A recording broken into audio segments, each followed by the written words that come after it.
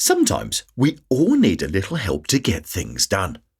There's all kinds of reasons we can think of to not do something. Maybe you felt that way yourself. But by using a few new ideas that can trick you into looking at your tasks a little differently, you just might find a way to make it easier. So, how do you trick yourself into doing something? Rewards. Of all the ways you can trick yourself into doing anything, the classic reward system is usually the first thing that comes to mind. Giving yourself a reward is a pretty common way to get yourself going. Maybe you're in the habit of grabbing a Starbucks coffee to accompany you when you run errands. Or maybe you have some ice cream after you finish your daily chores. Dangling the proverbial carrot in front of you can be a motivator, but it doesn't have to be a food reward. Maybe a special treat for you is a nice walk outside after working in your home office for several hours. Watching a movie, going out with friends, or some quiet relaxation are also good ideas for rewarding yourself. Giving yourself a reward is a legitimate way to encourage yourself to do something. Most people would not go to work every day if they didn't receive a reward for doing so, like getting a paycheck. So rewards are used in many of life's routine activities. Don't disregard them as over-pampering yourself. Use them to your advantage. Making your reward a healthy option is a double win. Schedules. Another good trick to have up your sleeve is to schedule tasks you don't want to do, in between two things you enjoy. By doing this, you get motivated to begin, by doing the first thing. Then, while you have your momentum going, do the thing you don't want to do, knowing that as soon as you're done, you get to do the other task you do want to do. Sandwiching the less attractive activity between two things you enjoy makes it easier to get through the more difficult task. Another way to use a schedule is to plan ahead for your procrastination, since it won't go away completely anyway. Sometimes it's better to get it out of the way, so you can focus on what you really need to do. Tell yourself that you're going to do a different activity for a certain amount of time, and then do the thing you don't want to do afterwards. For example, if you have to finish an assignment, but just can't convince yourself to do it, you could go ahead and plan another activity first, and then commit to doing the assignment directly afterwards. Playing basketball with friends for 30 minutes and then going directly inside to finish your assignment might be one choice. Your mind will be refreshed from being outside. You will have exhausted some physical energy and can be ready to sit down and do your work. Use a schedule to allow for both work time and playtime. Combining the schedule technique with a reward can give you extra incentive. For example, scheduling your playtime after your work time might increase your productivity and give you something to look forward to. Prepare as if. Another way to trick yourself into doing something is to prepare as if you're getting ready to do it. Gathering tools or preparing a work area can be the first step in actually doing it.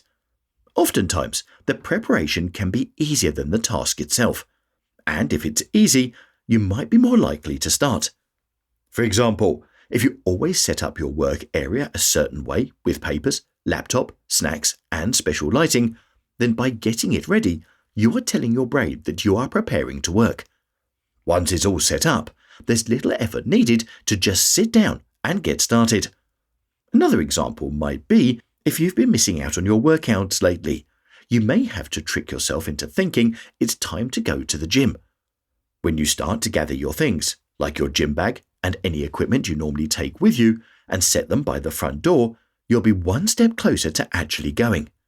Then, go put on the clothes you typically wear to the gym. At this point, all you need to do is grab your bag and walk out the door. By taking things one step at a time toward your goal, you may be able to complete the process and actually go. When you associate a certain outfit, equipment, or scenario with a particular activity, you may start to respond to the familiar routine and get yourself into the right state of mind to do it. Availability. Tricking yourself to do certain things can sometimes come down to a matter of convenience. If you're trying to do something like eating healthier foods, one answer might be to only have those foods in your house. By making healthy options your only choice, you might be able to trick yourself into eating a better diet by making it more difficult to go find something else. When thinking about how you want to live and what activities you want to do, you can trick yourself into doing what you really want by making those options the easiest and most convenient choices. Our brains like things to be easy, so by offering the path of least resistance, you could create routines that become effortless. Make the things you want to do the most available option. Be somebody else. If you always do what you've always done, you'll always have what you've always had. That's a common statement, but it can be very true. If you make the same choices over and over again, you may not reach the goal you are striving for. One way to trick yourself into doing something could be to think about the person you want to be and ask yourself, what would they do in this situation? For example, if saving money is something you want to do, but you always seem to buy things on impulse, try thinking of the type of person who spends money wisely. You might think of someone you know, or formulate that personality in your head. The next time you are in a store and considering buying something you probably don't really need, you could see yourself as the person you want to be. Then ask yourself, what would you do if you were that person right now? Would the person you want to be buy that item, or would they appreciate it for what it is and then decide they would rather hold on to their money for now and give it more thought? Another example might be at the office. If you have a mentor or look up to someone that you admire, you could create a new persona for yourself that emulates the type of person that you want to be. When you don't want to work on something, ask yourself what your mentor would do in this situation and step into their shoes to trick yourself into making a better decision. Consider, what would a wealthy person do? What would a healthy person do? What would a responsible person do? And then act accordingly as that type of person. Everyone has times when they don't want to do something they know they need to do. But by using a few tricks, you could get yourself thinking and acting in ways that may surprise you. Giving yourself rewards, scheduling work and playtimes, setting yourself up for success, and visualizing what you would do if you were the person you want to be are some tips and techniques that may help you to do things you don't want to do. One last thought on tricking yourself into doing anything is to remember that life doesn't have to be tedious and hard. Use your imagination and make it fun. Discover what motivates you to get going.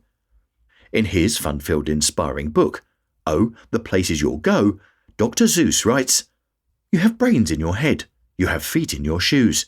You can steer yourself in any direction you choose." Would you like a 2-page PDF summary of this video? Click here and I'll send it over to you. If you are already subscribed to my free Art of Improvement email newsletter, then there's a copy of it already waiting in your inbox.